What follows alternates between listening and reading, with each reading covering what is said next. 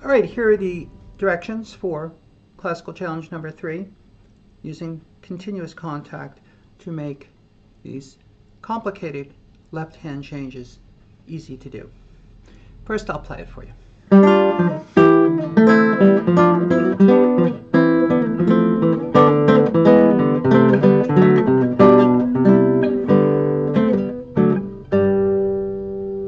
Okay, now we set up with 1 and 4,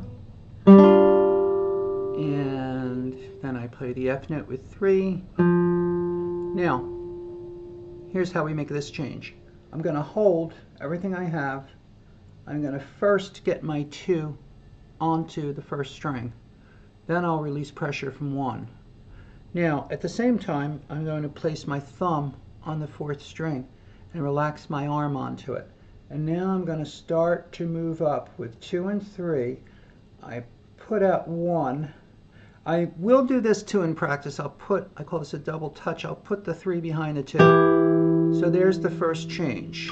Now, it does require stretch and strength from the fingers, but that's why it's good to practice. So, in order to make this easy, another thing I would do right now before I even move the thumb, and I can't put it on the 4th string because I have to let that F note ring. I'm going to put my thumb up against the 5th string while I make this change, then come down on it like that. So there's that change. Now for the next change, I'm going to leave 4 on and guide me to this. Now I'm going to hold that 1 till I get to 3 and 4, and then I'll move the 1 over. So that gives me this. Then I hold the 3. So the idea is I always have contact with the left hand in some way. Now this one, we have to do a bar here up to the 4th string.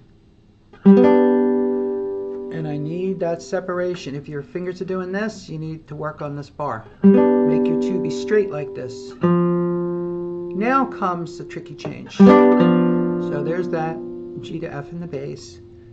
So I got to get into this. So the way you get into that is like this. You go. Before you move from this position, and again my thumb, when I do my slow practice, I'll put it up against the 5th string. I call that a thumb nail back. Okay, I'll put the nail of my thumb here. Might even put a little arm weight into it. And now, before I do anything, I'm going to get 3 and 4 and put them down on the 3rd string. Then I'm going to reach out with 1 like this. And that gives me this change rather easily.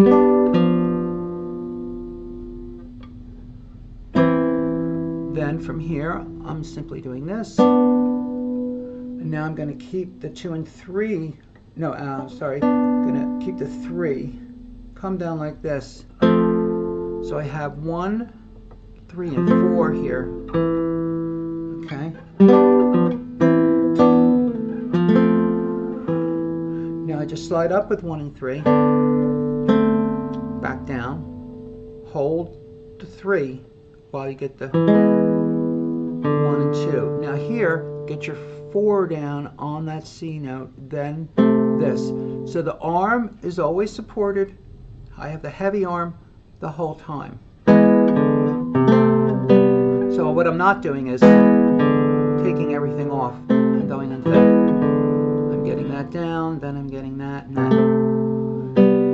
Now I hold the 4, come up into this. This chord is always demanding. Okay, it requires that stretch out between 1 and 3 and the use of 4. And now I will move out. The way I'm going to move here into that is like this. I'm going to get that 4 over like that before I shift. And then I just move like that. Now, on a little move like this, I will use what I call side of the hand contact. I'm going to let my hand touch here for a little more security. Now I have to go to all opens. actually here, well, what I'll probably do, in other words, I could take all my fingers off and play this. Or I could do something like just let my third finger lightly touch the fifth string.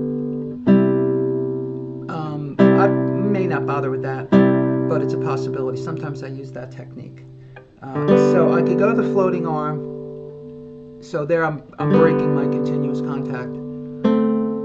Now I come down with 1 and 2. Now here I'm going to hold those as I get these on the string.